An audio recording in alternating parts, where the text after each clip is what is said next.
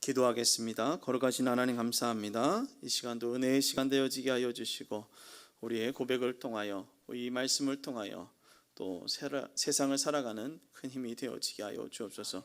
감사드리며 예수님의 이름으로 기도드리옵나이다. 아멘. 할렐루야. 한 주간도 건강하게 지내다 귀한 자리에 함께 나온 여러분들을 주님의 축복합니다. 건강히 잘 지내셨나요? 건강하셨죠? 네, 건강하신 것 같습니다. 우리 옆에 있는 분하고 이렇게 축복하며 찬양하며 나아가기로 하는데요. 당신은 하나님의 언약의 통로, 축복의 통로. 우리 이 시간 찬양하도록 하겠습니다. 우리 옆에 있는 분의 손을 꼭 잡으시고 그분을 축복하며 나아가길 소망합니다. 당신은 하나님의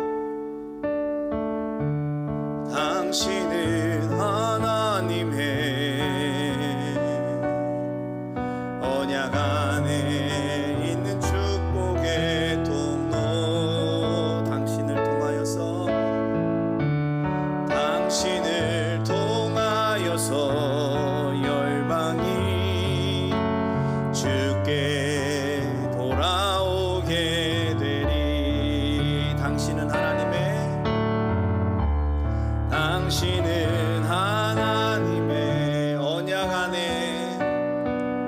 언약 안에 있는 축복의 통로. 당신을 통하여서 열방이 주께 예배하게 되리. 옆에 있는 분 다시 한번 볼까요? 당신은 하나님의 언약 안에 있는 축복의 통로. 당신을 통하여서 열방이 주께 돌아오게 되리. 당신은 하나님의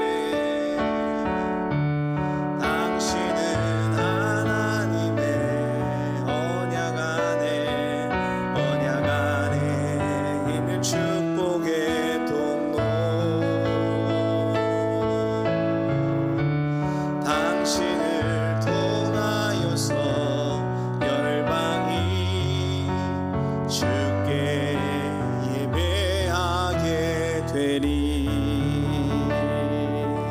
아멘. 믿으십니까? 우리 안에 하나님의 언약이 바로 세워져 주변에서 주는 어떠한 환경에도 우리가 하나님 안에서 바로 서며 흔들리지 않기를 주님의 이름으로 축원합니다.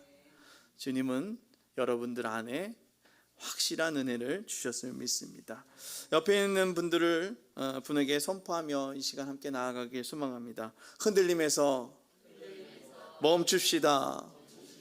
아멘. 하나님은 우리의 흔들림을 멈춰주시는 분이에요.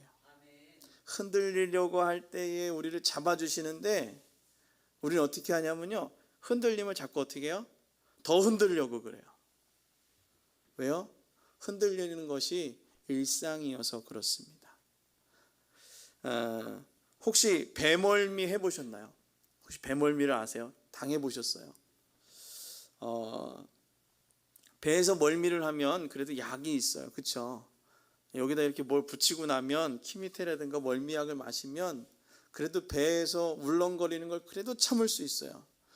배가 크면 클수록 조금 덜하지만 그래도 가능합니다. 그런데 혹시 땅에서 멀미하는 거 아십니까?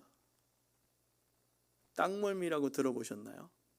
배를 하루 왼종일 새벽부터 시작해가지고서 정오 늦게까지 조그만 배를 안 타던 분들이 그걸 타다가 내리면 아직도 내가 배에 있는 것 같아요. 한 번도 경험을 못 해보셨나 봐요. 정말 이 땅멀미는요, 약도 없어요. 그 땅멀미 때문에 얼마나 힘드는지 그냥 땅바닥에서 누워가지고 죽은 것처럼 가만히 있으면, 이렇게 가만히 있으면 그래도 어느 정도 어떻게 해요? 멀미를 이길 수 있지만 조금이라도 내가 움직이면 또 그냥 술렁이는 거예요. 사람의 감각기관이 내가 움직이고 있는지 아닌지를 구별할 수 없어서 땅에서도 둥둥 떠다니는 것처럼 느끼고 있다는 것입니다. 어떤 것이 진짜인지 구별할 수 없는 상태가 되어졌다라는 거예요. 진짜를 구별하려면 기준이 있어야 합니다. 그렇죠? 그런데 기준이 아닌 것을 기준으로 생각하다가 진짜 기준을 만났어요. 그럼 어떻게 될까요? 아마 혼돈이 생기게 됩니다. 조금 과한 예인데요. 입양을 해서 오던 아이가 엄마라고 다 불렀어요. 엄마. 근데 어느 날 그 엄마가 얘기하는 거예요. 미안해. 나는 내 엄마가 아니야. 이 얘기를 들었으면 그 친구는 어떨까요? 뭐지? 한 대 폭 맞은 기분이죠. 아, 왜 그래? 나 거짓말하는 거야? 이런 얘기를 하지 않았을까요? 진짜를 경험해야, 아마 진짜를 경험해봐야 진짜가 무엇인지를 알 수 있는 그러한 힘이 생길 줄로 믿습니다. 기초가 튼튼한 곳에 있는 사람들은 안정감을 경험해봤기 때문에 그 안정감을 느끼고 평안함을 누리게 됩니다. 그런데 기초가 주는 안정감을 경험하지 못했던 사람들은 안정감을 주는 기초가 있으면 도리어 어떻게 됩니까? 불안해합니다. 나는 왜 이렇게 늘 폭풍을 맞고 늘 거친 세상에 살던 사람이 너무나도 편한데 가만히 앉아 있으면 내가 뭐지? 이게 뭐 하는 거지? 난 뭐라도 해야 될 것 같은데? 이러한 삶을 살게 된다. 이런 느낌을 받게 된다는 것입니다. 그것이 불편한 감정이다라고 얘기합니다. 그래서 우리에게 진정한 안정감이 필요한 거예요. 우리는 늘 안정한 감정을, 안정된 감정을 느끼려고 여러 가지 일들을 고백합니다. 오늘 주일 이 예배의 자리에 있는 것, 우리의 삶의 일부가 되어 주일 예배를 통해 주는 안정감이 있다면 이것이 얼마나 이것을 경험했다면 우리는 그것이 너무나도 행복하다고 얘기하지만, 경험하지 못한 사람들은 이 시간을 뭐라고 얘기합니까? 뭐 이렇게 무의미하게 이 자리에 나와서 앉아 있어. 차라리 잠이라도 더 자지. 놀러라도 가지. 오늘 아침에도 놀러 간 사람들이 있더라고. 여기 앞에서 골프 치러. 뭐예요? 그게 더 행복한 거예요. 여기에서 주는 영적인 안정감을 단 일도 경험해 보지 않았고, 그것이 지속되어지지 않았기 때문에 어떻게 합니까? 늘 주변에서 주는 것들만을 바라보며 그것이 진정한 안정이라고 생각하고 있다는 것입니다. 그래서 이렇듯 사람들은 자신들만이 가지고 있는 안정감을 찾으려고 한다는 거예요. 그래서 자신이 좋아하는 것을 할 때 기쁨을 느끼고 마음의 안정감이 생기게 된다라고 얘기합니다. 그래서 정말 당신이 좋아하는 것이 무엇입니까? 어떨 때 제일 행복하십니까? 무엇할 때 행복하며 살아가십니까? 라고 물어봐요. 그런데 우리는 어떨 때 행복하다고 얘기해요? 무엇 때문에 행복하다고 얘기합니까? 좋은 것 할 때, 뭐 먹을 때, 나는 찬양 부를 때가 제일 행복해. 이렇게 얘기하는 사람들을 잘 못 봤어요.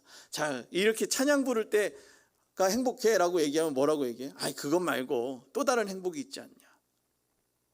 그런 얘기를 한다는 것입니다. 그러나 이것은 경험한 사람만이 그것을 갈망하고 찾게 되는 것입니다. 사랑하는 성도 여러분, 여러분들은 어떤 것을 경험하고 그것을 통해 안정감을 느끼십니까? 오늘 여러분들이 진정으로 하나님을 의지하고 주가 주시는 그런 안정감이 있기를 주님의 축원합니다. 그래서 이렇게 찾고 갈망하는 것, 이것들을 뭐라고 얘기하냐면요, 신념이다라고 얘기합니다. 신념이 있어야 무슨 일을 할 때 흔들리지 않는다라고 얘기합니다. 국회의원들이 나가가지고선 나의 그 정치적 소견을 가지고선 여러분 저를 믿어주십시오. 제가 여러분들 위해서 애쓰겠습니다. 라고 신념을 발표합니다.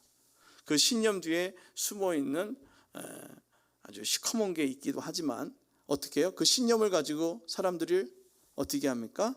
신념이 있습니다. 저의 신념을 믿고 따라와 주십시오. 그것을 믿고 있다는 것입니다.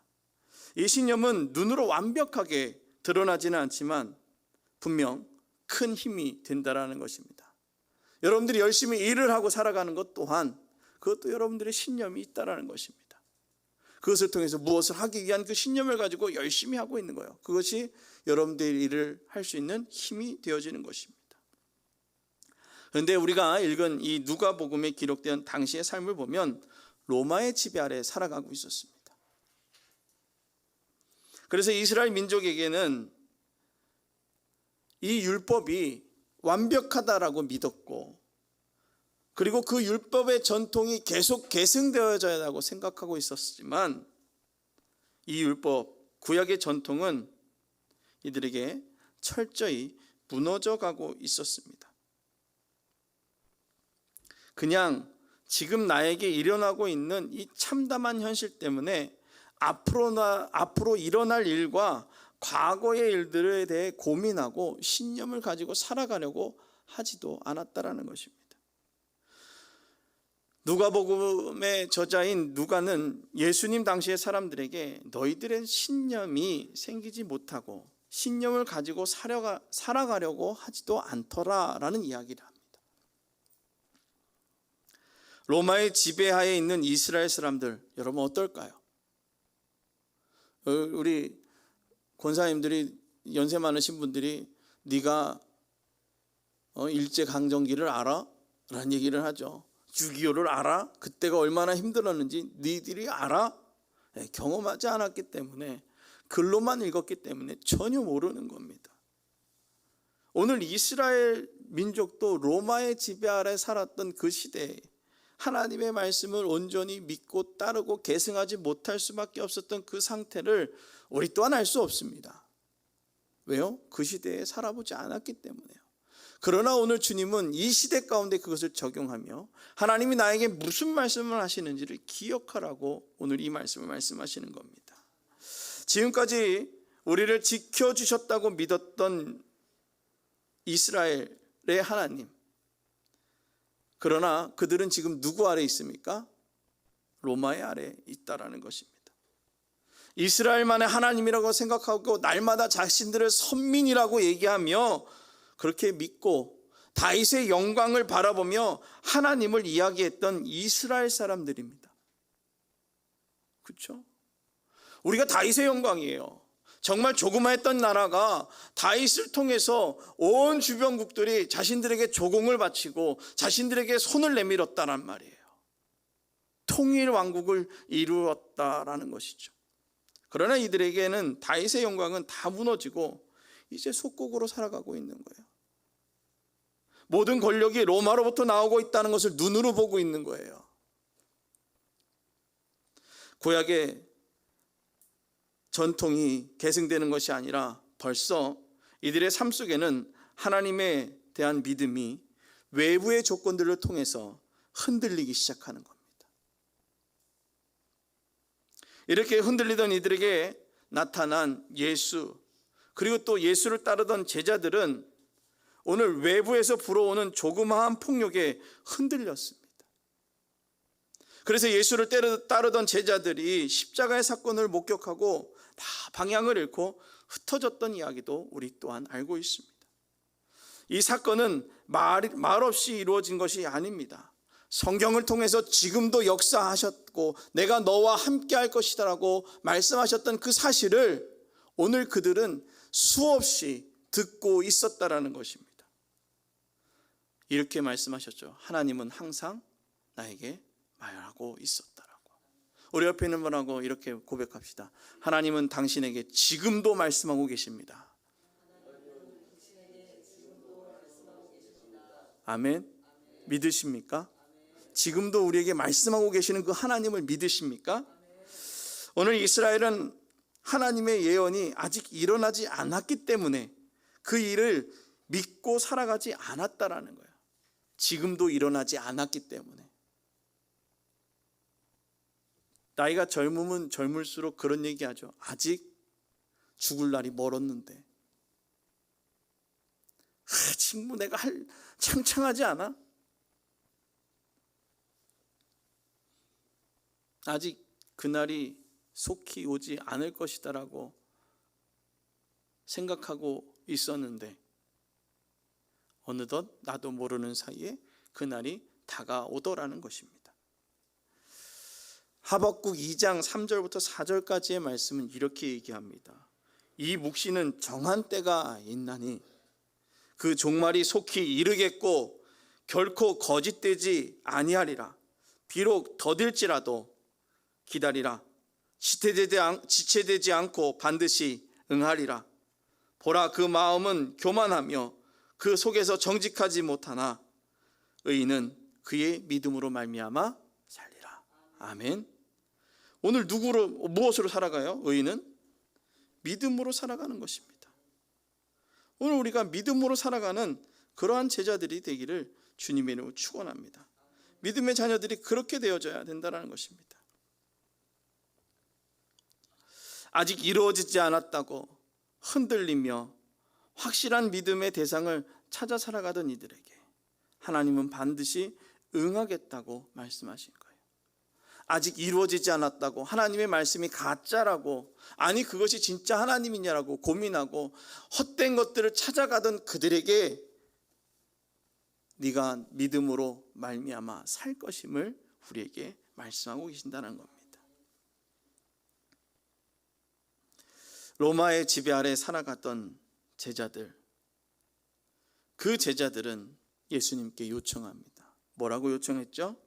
따라합니다. 우리에게 믿음을 더하소서. 아멘. 우리는 늘 이런 입술이 있어야 될 줄로 믿습니다. 내가 이만큼 경험했는데, 내가 이만큼 아는데, 아니 그렇지 않아요. 예수의 제자들이 예수님을 통해서 수많은 것들을 경험했는데 믿음을 더해달라니, 얼마만큼 더 믿음이 있어야 되겠냐라는 것입니다. 로마의 통치 속에 살아가던 이들, 그리고 실제적으로는 이들의 삶에 깊이 개입하고 있는 사내들인 공회, 그들로 통해 실제적인 통치가 이루어지고 있던 이스라엘. 이제 더 이상 구약의 전통은 이들의 삶에 전해지지 않고 자신들의 욕심을 통해서 사람들을 괴롭히고 있던 그들의 모습들, 모든 것이 흔들리고 있는 이들에게 로마의 요구는 황제 숭배 사상, 황제를 신으로 만들고 그를 신으로 섬기라고 하고 있다는 것입니다. 그런데 그렇게 그 황제 숭배 사상에서 견딜 수 있는 믿음이 필요했던 것 같습니다. 너무나도 주변에서, 외부에서 주는 압력이 컸기 때문에 주여 믿음을 더하여 주옵소서. 오늘 그렇게 고백하지 않았을까요? 그 얘기는 나로 그것을 견딜 수 없습니다. 그래서 믿음을 더하소서 이렇게 말하고 있는 것 같습니다.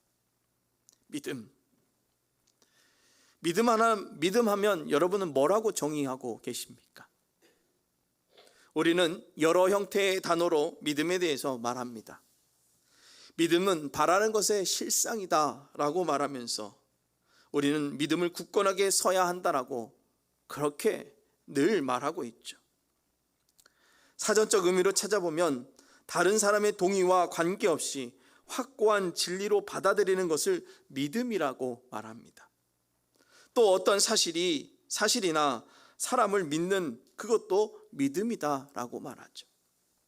또 믿음을 철학이나 사회, 정치 분야에서는 신념이라고 말하기도 합니다. 태양을 신이라고 믿는 사람은 태양을 신임을 안다고 주장하고, 또 그러한 믿음에 동의하지 않는 사람의 입장에서는 그것을 진리가 아닌 잘못된 지식이다라고 말합니다. 이런 이유에서 철학은 지식과 믿음을 별개의 개념으로 다루고 있습니다. 플라톤은 지식을 판단된 믿음이라고 말하고 있다는 것입니다. 지식은 판단된 믿음이다. 그렇다면 우리는 믿음을 무엇으로 받아들이고 있냐라는 것입니다.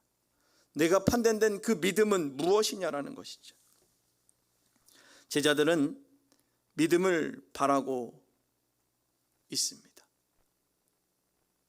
외부에서 오는 어떤 자극에서도 흔들리지 않는 큰 믿음, 그런 믿음을 주께 구하면 받을 수 있을 것이라고 생각하며 믿음을 더하소서라고 말하더라는 것입니다. 예수님은 믿음을 더하소서라고 말한 그 사도들에게 겨자씨 하나일 만한 믿음이라고 그들에게 얘기하죠. 그 믿음이 있었더라면 이라고 말씀하시며 거창하게 어떠한 일을 하면 믿음이 더하여진다라는 그런 말을 기대했을지도 모르던 그 제자들에게 예수님은 겨자씨만한 믿음이다라는 것입니다. 겨자씨가 얼마나 작은지 여러분 보셨습니까? 혹시 난씨 보셨나요? 정말 작습니다. 그리고 맡아보면 그 씨앗에는 겨자의 냄새가 납니다.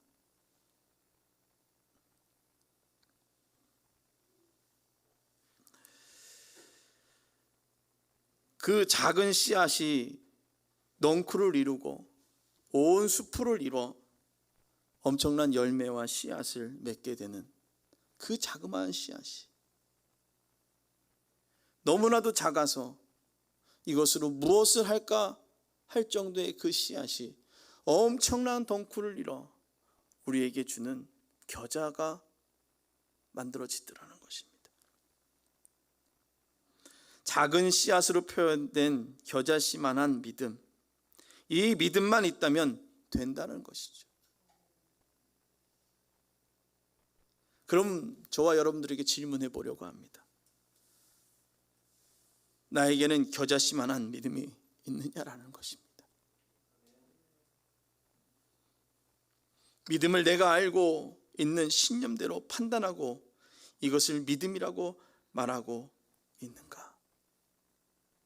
그런데 이럴 수밖에 없는 상황이니 이렇게 표현하는 것 또한 믿음이라고 말할 수 있지만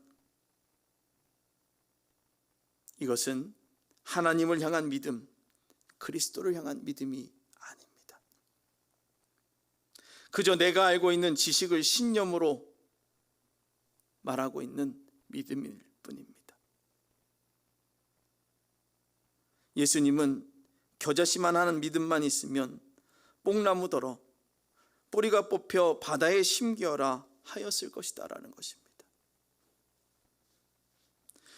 이렇게 말하고 있다는 것, 그것은 우리가 알고 있는 지식을 믿는 것이 아니라 전능하신 하나님을 믿는 것입니다. 따라합니다. 전능하신 하나님을 믿어야 한다. 아멘. 여러분 그렇게 말할 수 있겠어요? 뽕나무를 갖다가 바다에다가 심겠다. 아니 그냥 뽕나무더러 그냥 뽑혀서 바다에 가서 심켜라 라고 말하지 않고 내가 뽕나무를 뽑아다가 바다에다가 심겠냐고요. 우리의 지식으로 우리의 경험으로 바라봤을 때 그것이 정상이냐라는 것입니다. 그러나 전능하신 하나님은 내가 알고 있는 지식으로 정상이라고 생각했던 그것조차도 비정상으로 만들어버리시는 하나님,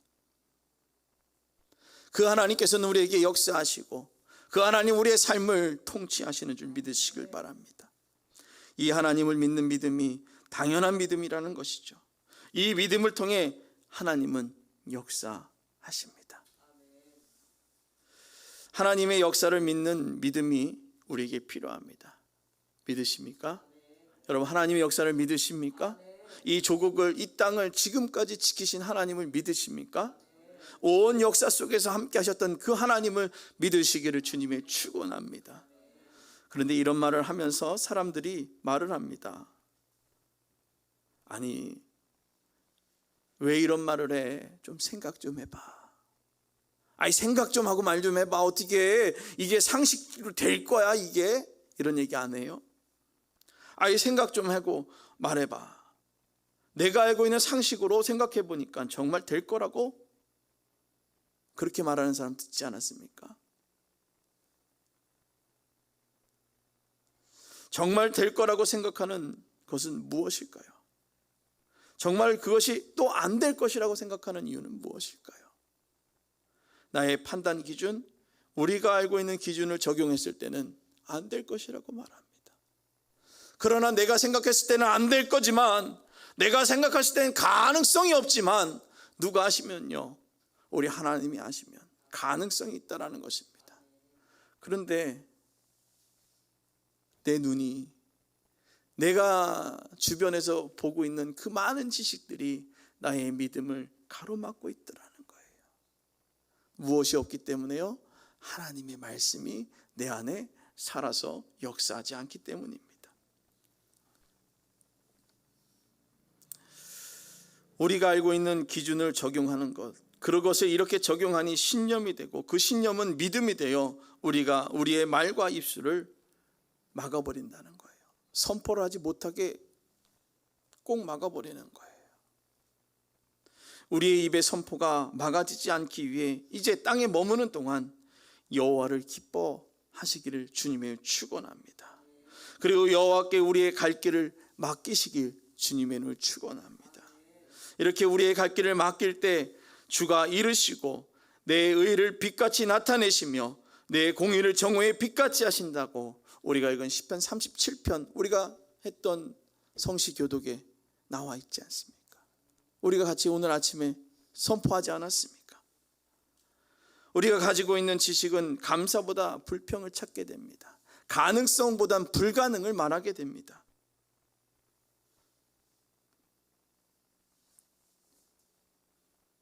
시편 37편 7절에는 여호와 앞에 잠잠하고 참고 기다리라. 자기 길이 형통하며 악한 꾀를 이루는 자 때문에 불평하지 말지어다. 아멘. 오늘 세상의 눈, 우리가 알고 있는 세상이 주는 지식의 눈으로 삶을 바라보니 불평할 수밖에 없고 낭망할 수밖에 없고 아무것도 안 된다라고 말할 수밖에 없다라는 것입니다. 그러나 오늘 주님은 그것 때문에 불평하지 말라, 낙심하지 말라라고 주님은 말씀하고 있습니다. 플라톤의 저서 데타이테소에서는 지식이란 참으로 판단된 믿음이라고 정의하며 우리에게 말하고 있다는 것입니다. 우리는 믿음을, 철학에서 말하는 지식을 믿음으로써 하나님의 역사를 지식으로 믿고 살아가고 있지는 않는가라는 것입니다. 내가 알고 있는 지식으로 하나님을 판단하고 그것을 믿음이다 라고 하지 않기를 주님의 축원합니다. 여러분들의 지식이 얼마나 뛰어납니까?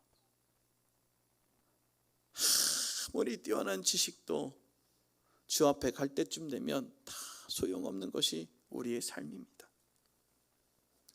그래서 하나님께 믿음의 소리를 높여 기도할 때 현실적으로 이루어질까? 라고 우리는 고민하고 있다는 것입니다. 이제 고민, 그것을 내려놓기를 주님의 축원합니다. 누가 역사하십니까? 하나님이 역사하십니다. 고민을 다시금 얘기하면 흔들림이다라고 말할 수 있습니다. 확고하게 밀고 나아가야 하는데 왜 흔들리게 되는가? 세상이 주는 수만 가지의 통계들이 하나님의 역사를 붙잡고 있다는 것입니다.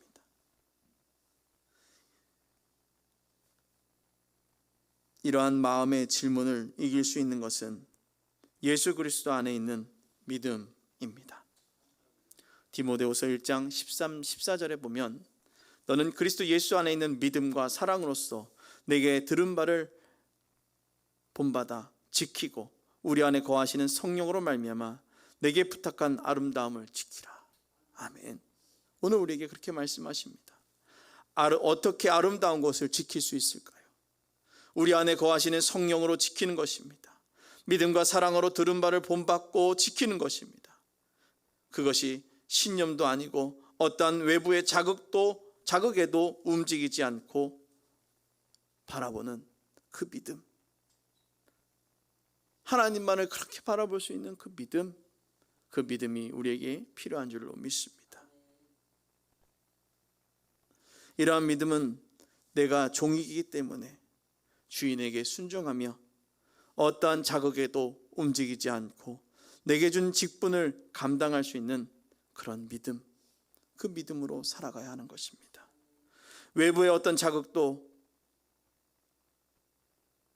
감당할 종처럼 묵묵히 흔들리지 않고, 외부의 어떤 자극이 나를 흔들려 할지라도 내 주인을 바로 바라보며 흔들리지 않는 그리스도, 그 그리스도의 그 믿음을 선포하며 살아가는 우리 모두가 되기를 주님이 축원합니다.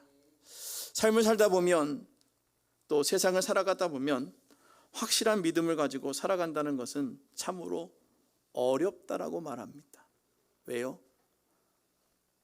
정제되어져야 되는데 정제되는 것이 아니라 자꾸 주변에 있는 것들이 나의 생각들을 흔들고 있다라는 것입니다. 우리는 그것을 또 배웁니다. 가정, 통계, 또 그것을 통해서 안 될 것들을 먼저 생각하는 연습을 어려서부터 배웠습니다. 될 것만 얘기하면 넌 잘못된 거야 라고 가르쳤던 게 우리의 삶입니다. 그렇게 살아오다 보니 수만 가지의 가능성을 가지고 우리의 믿음의 경우의 수를 생각하게 되더라는 것입니다. 설마 여기에서 이렇게 되면 어떻게 하지? 잘 되는 것보다 안 되는 것을 생각하게 되더라는 것입니다. 경우의 수들이 하나씩 하나씩 우리 앞에 떨어질 때 입술에서 선포되던 하나님의 말씀은 어디로 갔는지, 입술에서는 부정적 언어와 불평만이 늘 만들어지고 있더라는 것입니다. 사랑하는 성도 여러분, 이제 흔들리고 있는 믿음을 멈춰 우리 안에 성령으로 가득 채워 우리로 하여금 불가능을 가능케 하시는 하나님의 능력을 믿고 선포하는 우리 모두가 되기를 주님의 이름으로 축원합니다.